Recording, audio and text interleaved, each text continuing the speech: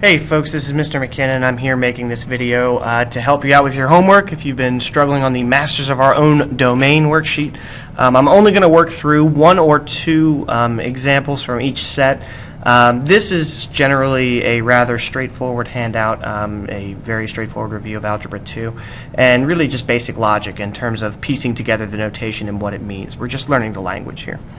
Alright, I'm going to go ahead and do number 2 for us. For number 2, if I think about this as a number line, right, so I have this expression here, and what I'm asking you to do is rewrite this in an interval. What might help you is if you actually do a number line.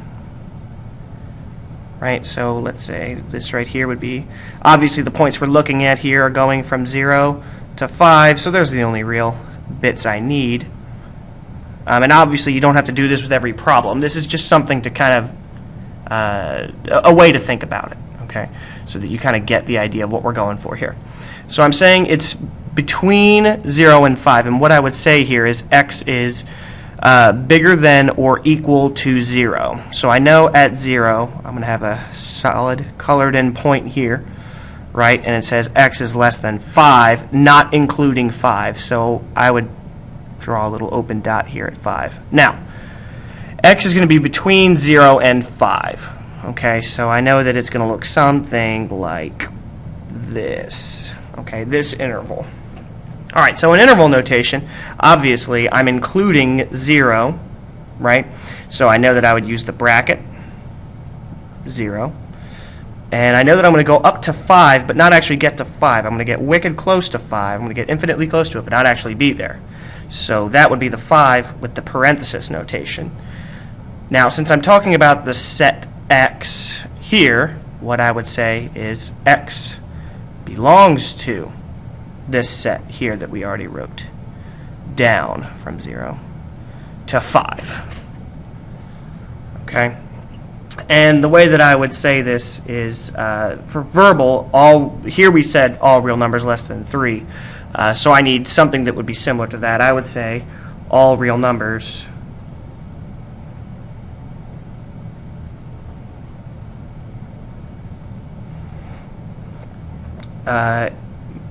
greater than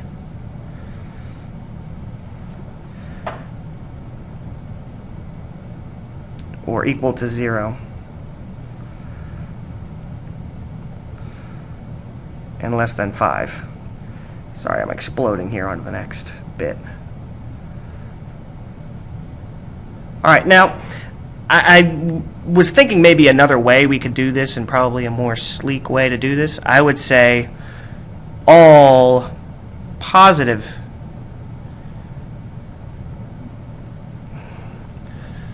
real numbers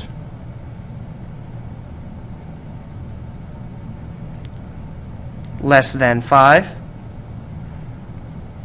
because technically that's the same thing here, but what I would probably want to add on, including 0. So that's probably a more sleek way to write it, but ultimately we're all saying the same thing here. Okay, so that's just a basic example here. For some of these more advanced examples, which really is just number 3, if you need help with that, that's one of those things I would really take on in tutoring. I think passively watching me solve that one is not going to get you any better at this. Alright, the next set of problems, you were actually looking at a graph and you were figuring out kind of the domain and the range for this. Alright, the first thing we want to do here is determine the domain. Now, conveniently enough, I already told you that it's in between two things and not including those, but generally speaking with domain, we look from left to right. So, since there's arrows on this function, I know since the arrows go in this direction here, technically all of these x values are going to get used. Okay, so I know that the smallest it can possibly be is negative infinity. Well, in the same type of situation here, this arrow signifies that, you know, we're going to be going all the way over this direction. So I'm going all the way up to positive infinity. So basically what I'm saying here, another way I can write this is x belongs to all real numbers. Okay. Now in interval notation, This is just getting used to it. We would do the same type of thing here. Okay. Whoops. That's not smart. You can't possibly have negative infinity to negative infinity. That's silly. All right, so we're looking at something like this, okay? So really what you could do, actually, just to kind of help you traverse between the two, all we're looking at here is we're taking those boundaries and we're still popping them down into the interval, right? And whether or not it equals or not, that determines these bits.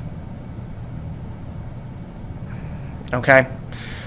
So, I mean, really, it's just a basic notation. One little goober is I forgot to do this. We have to say x belongs to that. Okay, just that set in and of itself doesn't tell us anything. We have to keep this with our domain. All right, range. We need to be careful. Range, we're looking on the y-axis, and I'm going to do this in, I'll do this in a different color. I'll do it in blue.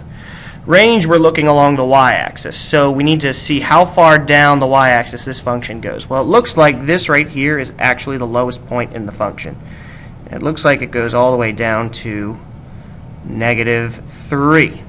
Now, it looks like it's going all the way down to and equaling -3, so it looks like if we traced it over here to the y-axis, we have this. So that's as low as it's going. It's going all the way down to -3.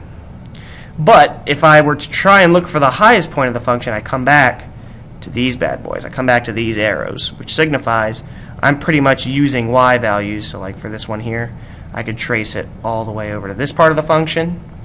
I could obviously do it the other way here. Okay, I could do the same thing with this y value. Say it's like 3.2. You know, I could trace it all the way over there, all the way over here. Obviously, I can keep finding values on the function for the y-axis if I keep rolling up. So this arrow here even signifies that we're going all the way up to positive infinity. Okay. Now, with interval notation, conveniently enough, and let me make this very clear here because it looks like it copy and pasted. Kind of gross. Okay, with interval notation here, we see that this bracket does mean inclusive. So I'm going to go -3 to infinity. And obviously, since I'm talking about range, I need y equals. Okay? And if you really get into troubles with this, think of it like this. This means include. We include the point. Well, the notation for that, if we run an eraser down the middle of it, oh God, obviously, if we run the eraser down the middle of it like we know how to use an eraser, we make brackets. All right, whereas if we say non-inclusive, right? If we say non-inclusive, well, and we run our eraser down the middle here,